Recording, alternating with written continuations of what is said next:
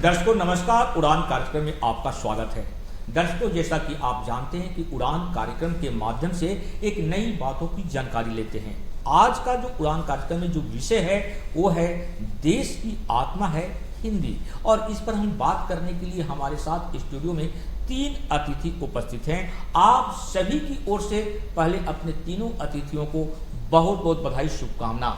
हमारे अतिथि हैं नथमल चनानी जी, जो एक समाज सेवक हैं। समाज सेवक के साथ ही मातृभाषा हिंदी और उड़िया भाषा से इनकी काफ़ी लगाव है, और उनके साथ में है भोपाल की रहने वाली वंदना अत्रे जी, जो पत्रकारिता के साथ साथ रंगमंच और कला से भी इनकी एक अलग जुड़ाव है, अहम भूमिका है। और साथ में है यतेंद्र अत्रे जी, जिन्होंने सामाजिक सेवा के साथ साथ पत्रकारिता के जगत में भी अपनी पहचान बनाई है।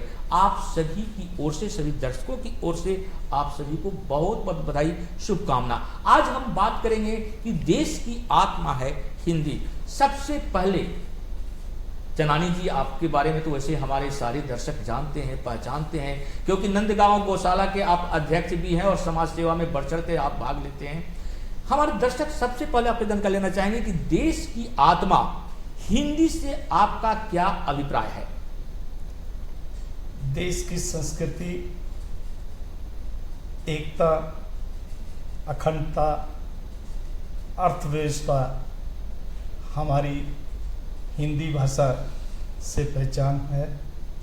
आज देश के 11 राज्यों में, 3 केंद्र शासित राज्यों में हिंदी बोली और लिखी जाती है, तथा भारत के सभी प्रांतों में हिंदी समझी जाती है और बोली भी जाती है।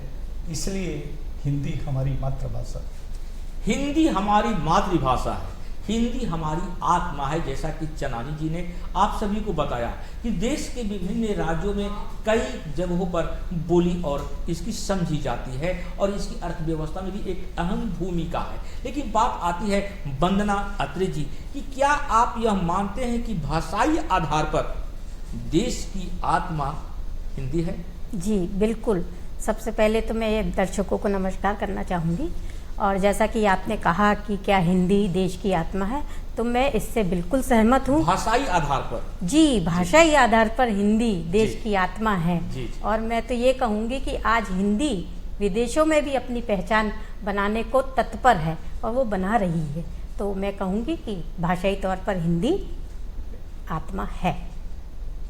भाषाई आधार पर हिंदी देश की आत्मा है, क्योंकि भारत के अलावा विदेशों में भी बोली जाती है हमारा हिंदी, हमारी मातृभाषा हिंदी, जैसा कि वंदना अत्रे जी ने अपने दर्शकों को बताया। लेकिन बात हमारे पत्रकारिता जगत से आपकी एक अलग पहचान है, रंग संस्कृति, जो 10 वर्षों से संपादक के रूप में आप सेवारत हैं, कार्य करते आ रहे हैं। हमारे दर्शक आपसे यह जानकारी लेना चाहेंगे कि हिंदी भारत को एक सूत्र में कैसे बांधती है? जी राजेश जी, धन्यवाद। मैं भी दर्शकों को नमस्कार करना चाहूँगा। और जैसा कि आपने बताया कि मैं पत्रकार हूँ और एक पत्रिका को संपादित करता हूँ जिसमें रंगमंच, संस्कृति और साहित्य जो उसके 3 बिंदु होते हैं। आपका प्रश्न है कि एक सूत्र में बांधने में हिंदी की क्या भूमिका है। अभी कुछ दिनों पहले ही हमारे जो गृह मंत्री हैं अमित शाह जी, उन्होंने संबोधित किया था कि हिंदी जो है मात्र संचार का माध्यम नहीं है, वह देश की आत्मा है। और वही बात हम आज चर्चा कर रहे हैं। और हिंदी का जितना सरलीकरण होगा उतना ये प्रभावी होगा। तो बात है इसको एक सूत्र में बांधने की। हम कहा जाता है कि जो हमारा देश है, भारत है, वो 80% उसकी जो जनता है वो गाँव में निवास करती हैं, और ग्रामीण लोग भी हिंदी भाषा में बात करते हैं। कोई उनका व्यवसाय है, उसके लिए कहीं उनको आना जाना है, तो हिंदी ही माध्यम होता है। कुछ हिंदी भाषी क्षेत्रों को हम छोड़ें, हालांकि मैं जैसे यहाँ उड़ीसा में आया, 2 दिन 3 दिन से यहाँ उड़ीसा में हूँ मैं, और आत्मा की बात से मैं एक उदाहरण देना चाहूँगा कि हम गोपालपुर समुद्र किनारे थे, और वहाँ से स्नान करने के बाद, लहरों का आनंद लेने के बाद जब हम बाहर निकले, हमने पूछा तो हमारे मन में एक बड़ा भ्रम था कि भाई हम हिंदी में बात करेंगे, लोग हमारी बात समझेंगे कि नहीं समझेंगे। लोगों ने बाकायदा हमको हिंदी में जवाब दिया, और जब एक भुट्टे वाली वहाँ भुट्टे बेच रही थी, हमारा मन हुआ कि हम भुट्टे खाएं, तो मैंने उनसे पूछा, तो उन्होंने इशारे में कहा 20 रुपया और 25 रुपया, यानी उबला हुआ जो भुट्टा है वो 20 रुपये का है और सिका हुआ भुट्टा 25 रुपये का। तो मैंने कहा चलिए ये सिका हुआ आप दे दीजिए मुझे। तो जब तक वो सेक रही थी भुट्टे को, तब तक मैंने कुछ उनसे संवाद किया। मैंने कहा आप हिंदी बोलते हैं? बोले नहीं, हम हिंदी नहीं बोलते हैं। तो मैंने कहा आप, मैं जो बोल रहा हूँ वो आप समझ रहे हैं? बोले हाँ मैं समझ रही हूँ। तो मैंने कहा अच्छी बात है, उड़िया आप बोलिए क्योंकि ये आपकी पहचान है, लेकिन आप हिंदी समझ रही हैं ये बड़ी बात है, यानी वो हिंदी को आत्मसात कर रही हैं। तो ये उड़ीसा की बात है। बाकी उत्तर भारत में तो ये दैनंदिनी की भाषा है, रोज व्यवहार और इसी में बातें होती हैं हिंदी में।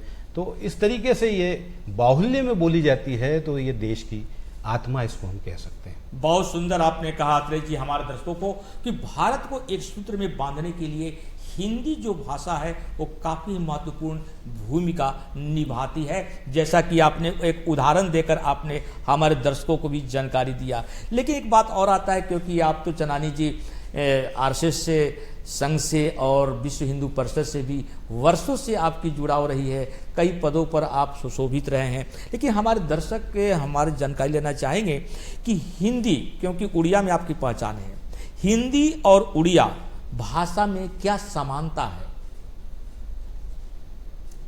जैसा कि आपने कहा हिंदी और उड़िया में क्या समानता है, हिंदी संस्कृत भाषा से बनी है और इसमें प्राय सभी भाषाओं का मिश्रण है, और उड़िया भी प्राय संस्कृत भाषा से मिलीजुली है। इसलिए उड़िया और हिंदी में कोई ज़्यादा अंतर नहीं है। अगर कोई भी व्यक्ति हिंदी जानता है, अगर उसको कोई उड़िया में बात करेगा तो ज़रूर उसके बात समझ में आ जाएगी कि ये क्या बोलना चाहता है।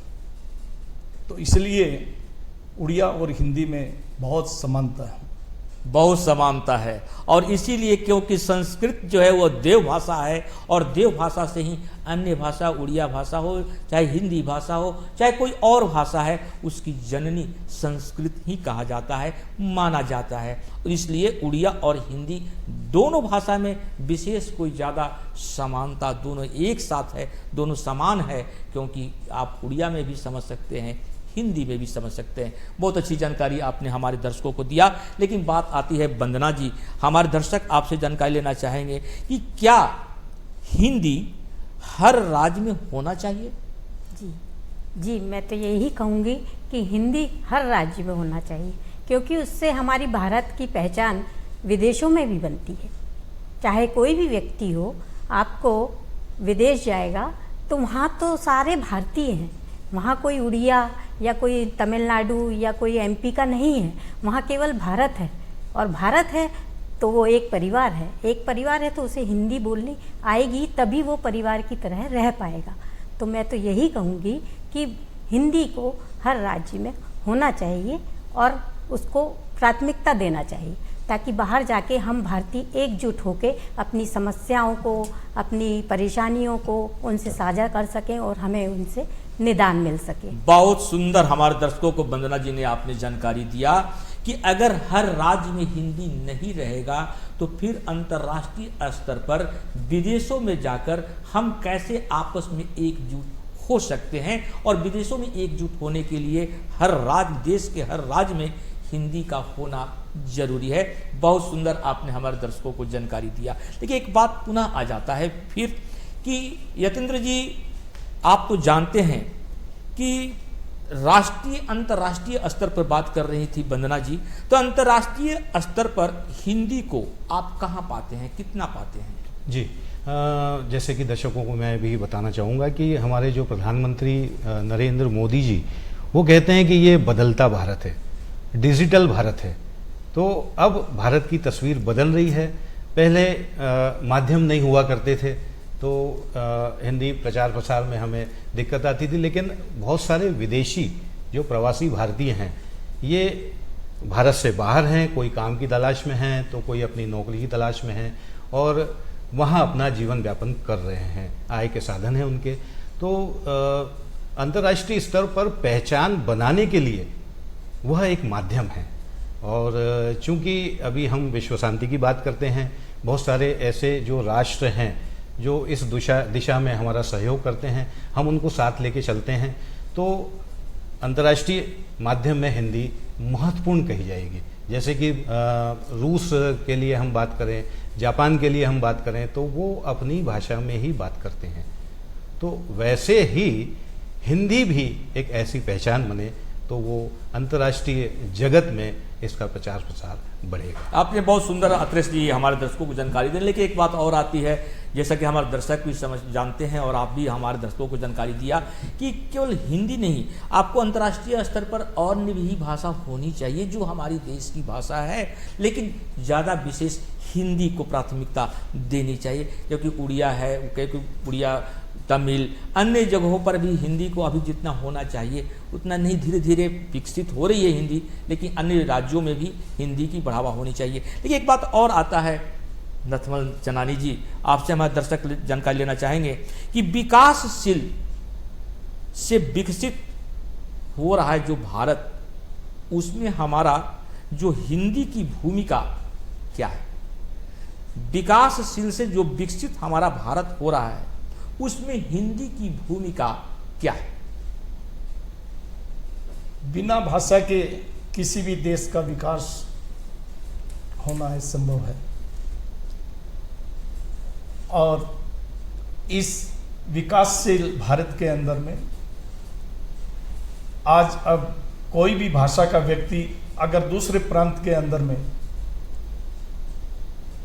हिंदी के माध्यम से अपना व्यापार कर सकता है, अपनी इंडस्ट्री लगा सकता है और वहाँ अपने विचारों का आदान प्रदान कर सकता है, जिससे भारत का विकास बढ़ेगा, लोगों में परस्पर मेलजोल बढ़ेंगे और आने वाले समय के अंदर में जिस तरीके से हिंदी पूरे भारतवर्ष में बोली जा रही है, उसी हिसाब से हमारा देश भी उसी तर्ज पे हम देख रहे हैं कि 10 सालों के अंदर में हिंदी का बहुत विकास हुआ है, और इसलिए आज एक भारत की अर्थव्यवस्था सुदृढ़ बनी है और भारत एक विकास पथ पे चल रहा है। बहुत सुंदर आपने हमारे दर्शकों को बताया कि भारत आज विकसित हो रहा है, और उस विकसित भारत में, आने वाले आधुनिक भारत में हिंदी का विशेष योगदान है, और हिंदी को जब तक आप नहीं अपनाएंगे तब तक भारत हमारा ज़्यादा से ज़्यादा शीघ्र गति से विकसित नहीं हो पाएगा, जैसा कि नथमल चनानी जी का ये कहना है। लेकिन एक बात और आता है, वंदना जी आप तो हमारे दर्शकों को बहुत अच्छी जानकारी दे रही हैं, और जैसा कि हमारे दर्शक भी जानते हैं आपके बारे में कि आप फिल्मों में भी काम कर चुकी हैं, विज्ञापन फिल्मों में भी काम कर चुकी हैं, रंगमंच से भी आप जुड़ चुकी हैं। लेकिन बात अभी आ रही थी कि जो विकसित भारत की, लेकिन एक बात और आती है कि विविध भाषाओं, भारत हमारा विविध भाषाओं का देश है, विविध भाषाओं के बीच क्या हिंदी एकता का सूत्रधार है? जी, मैं यही कहूँगी कि एकता का सूत्रधार है, क्योंकि अपने देश में सारी भाषाओं में फिल्में बनती हैं, और मैं बॉलीवुड से जुड़ी हूँ, तो हिंदी जो फिल्में बनती हैं वो अपने देश में ही नहीं विदेशों में भी लोकप्रिय हैं। तो हिंदी जो है वो सारे देश में बहुत पॉपुलर है, जिसके कारण हम अपनी पहचान बनाने में विदेशों में भी सक्षम हैं। तो हिंदी का तो कोई पर्याय हो ही नहीं सकता, और यदि ना हिंदी पूरे देश में सारे लोग बोलने लगे तो हम एक सूत्र में बंध के सारी कठिनाइयों से निपट सकते हैं, चाहे वो विदेशी ताकत हो चाहे अंदरूनी ताकत हो। यदि हम हिंदी भाषी होंगे तो एक दूसरे को हम कम्युनिकेट कर सकते हैं कि भाई हमारे साथ ये समस्या हो रही, यदि आप मेरे से हिंदी नहीं समझते, मैं इनको अपनी समस्या बताऊंगी तो ये मुझे कोई सुझाव नहीं दे सकेंगे। यदि ये हिंदी जानते हैं तो मेरी समस्या को समझेंगे और मेरा साथ देंगे। ऐसे ही फिल्मों की जो समस्याएं फिल्मों में दिखाई जाती हैं वो हिंदी में जो दिखाई जाती हैं तो वो सारे देश के लोग समझते हैं और उसका निदान भी पाते हैं। बहुत सुंदर आपने हमारे दर्शकों को जानकारी दिया वंदना जी कि विविध भाषाओं के बीच हिंदी एकता का सूत्रधार है, तो वह कैसे, हमारे दर्शकों को आपने जानकारी दिया। लेकिन अत्रे जी, एक बात और आ जाती है, हमारे दर्शक आपको जानकारी लेना चाहेंगे, जैसा कि नथमल चनानी जी इन की बातों के क्रम में उन्होंने डिजिटल की बातें आपने कहा, तो डिजिटल युग में हिंदी अपने आप को यानी स्वयं को कहाँ खड़ा मानता है?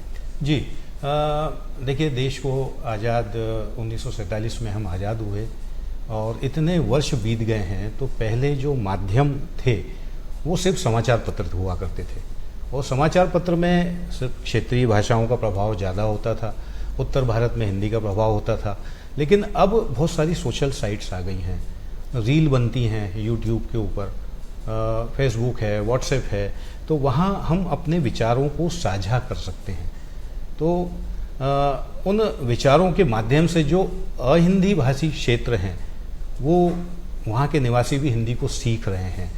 तो ये भारत की बदलती तस्वीर कहेंगे इसको, भारत की बदलती तस्वीर ये डिजिटल युग में, और उसके साथ साथ में हिंदी भी अपनी विकास गति से बढ़ रही है, हिंदी में भी बदलाव आ रही है, इसमें भी बढ़ावा आ रही है। बहुत सुंदर अत्रे जी आपने हमारे दर्शकों को जानकारी दिया। लेकिन एक बात पुनः फिर आ जाती है कि कई बार चनानी जी ने अर्थव्यवस्था की बात हमारे दर्शकों से कहा, तो भारतीय अर्थव्यवस्था में हिंदी का योगदान क्या है? भाषा के बिना आप अपने विचारों को किसी के समक्ष नहीं रख सकते। हिंदी भाषा एक ऐसी भाषा है जो पूरे भारतवर्ष को एक सेतु के आधार पर जोड़ती है और अपने मन के भाव, अपने मन के विचार दूसरे प्रांत के व्यक्ति को समझा सकते हैं और बोल सकते हैं। आज कोई भी व्यक्ति एक राज्य में बैठ के दूसरे राज्य में अपना व्यापार कर सकता है, अपनी इंडस्ट्री लगा सकता है, और बहुत तरीके के वहाँ पे जो कार्यक्रम होते हैं उनमें भाग ले सकता है, जिससे अगर हमारा व्यापार बढ़ेगा, हमारे लोगों में परस्पर एक दूसरे की बात को समझने का और ये साधन होगा, जिससे हमारी अर्थव्यवस्था पे बहुत बड़ा प्रभाव पड़ेगा। क्योंकि आज इंडस्ट्रियाँ, आज बिजनेस या इस टाइप की चीज़ें जब डेवलप करेगी तो डेफिनेट हमारे देश की अर्थव्यवस्था मजबूत होगी। यही कारण है कि आज हमारी अर्थव्यवस्था दुनिया के चौथे नंबर पर पहुंच चुकी है, और यही एक हिंदी के प्रभाव से हम लोग सब देशों में, सब हमारे प्रांतों में एकजुटता से, एक भाव से हम अपने विचारों का आदान प्रदान कर पा रहे हैं। बहुत सुंदर चनानी जी, हमारे दर्शकों को आपने जानकारी दिया कि भारतीय अर्थव्यवस्था में हिंदी का ही एक प्रभाव है कि आज दुनिया में चौथे स्थान पर अर्थव्यवस्था में भारत, हमारा देश कदम रख चुका है, जैसा कि आपने हमारे दर्शकों को बताया। लेकिन एक बात आती है वंदना जी कि हर क्षेत्र में, चाहे उड़ीसा हो, मध्य प्रदेश हो, तमिल हो या कई जो राज्य हो, वहाँ की भाषा को हम यहाँ की भाषा को हम वहाँ, उड़िया भाषा को हम तमिल में भी पढ़ें, मध्य प्रदेश में भी करें, मध्य प्रदेश की जो हिंदी भाषा मैं यहाँ भी करूँ।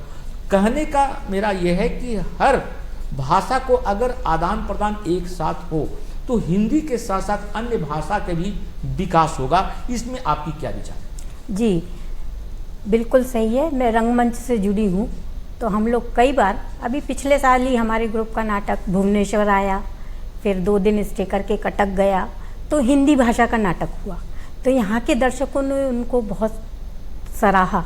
ऐसे ही उड़िया, हमारे मध्य प्रदेश में हम उड़िया भाषा के नाटक करवाते हैं, तमिलनाडु से लोग आते हैं, मद्रास से आते हैं, तो एक दूसरे को जानने का बहुत अच्छा माध्यम रंगमंच है।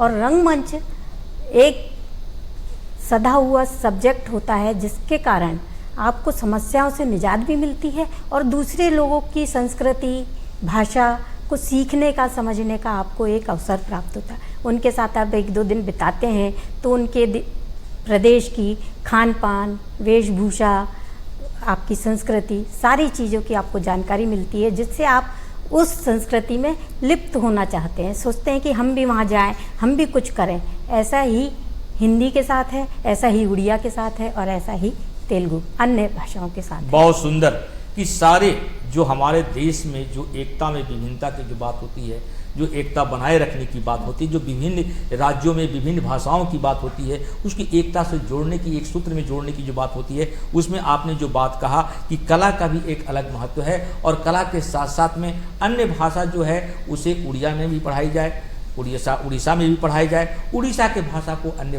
राज्यों में भी पढ़ाई जाए, ताकि हिंदी के साथ साथ अन्य भाषा भी हमारी मजबूत होगी और उससे हमारी अर्थव्यवस्था और ज़्यादा सुदृढ़ होगी। लेकिन एक बात और आ जाती है अत्रे साहब कि हमारा देश जानते हैं, हमारे दर्शक भी जानते हैं कि राष्ट्रभाषा, राजभाषा और होता है मातृभाषा, ये तीनों में अंतर क्या है? जी देखिए, पहले मैं दर्शकों को बताऊं कि 14 सितंबर 1949 को हिंदी को राजभाषा का दर्जा मिला और तभी से हिंदी का प्रचार प्रसार हो रहा है और हर 14 सितंबर को हम हिंदी दिवस मनाते हैं और उसमें हिंदी पखवाड़ा भी होता है, गोष्ठियाँ होती हैं, हिंदी के बारे में हम बात करते हैं, हिंदी के बारे में ही बात करते हैं। तो बात है राजभाषा और राष्ट्रभाषा।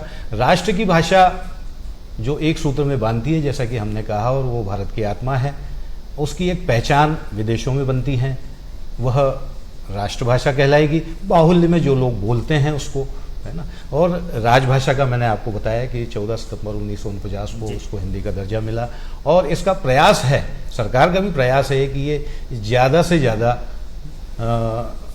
निवासियों में ये बोली जाए।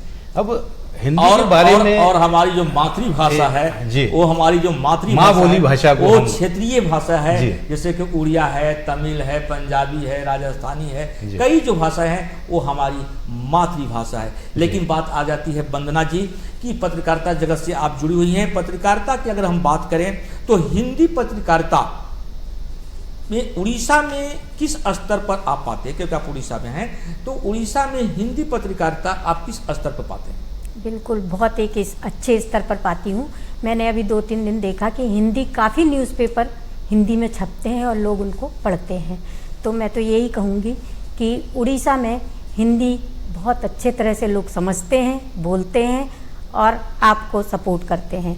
तो हिंदी तो आत्मा है, आप कह ही चुके हैं आपके कार्यक्रम क्या। बहुत सुंदर आपने कहा कि उड़ीसा में भी हिंदी का बहुत ज़्यादा महत्व है और पत्रकारिता क्षेत्र में भी हिंदी का यहाँ बहुत से समाचार पत्र निकलते हैं। लेकिन नथमल चनानी जी, आपसे हम बात करना चाहेंगे कि राजभाषा हिंदी सांस्कृतिक संवाहक है, सांस्कृतिक संवाहक है, कैसे? इसलिए कि ये हमारे संस्कृति, एकता, अखंडता को ये भाषा जोड़ती है।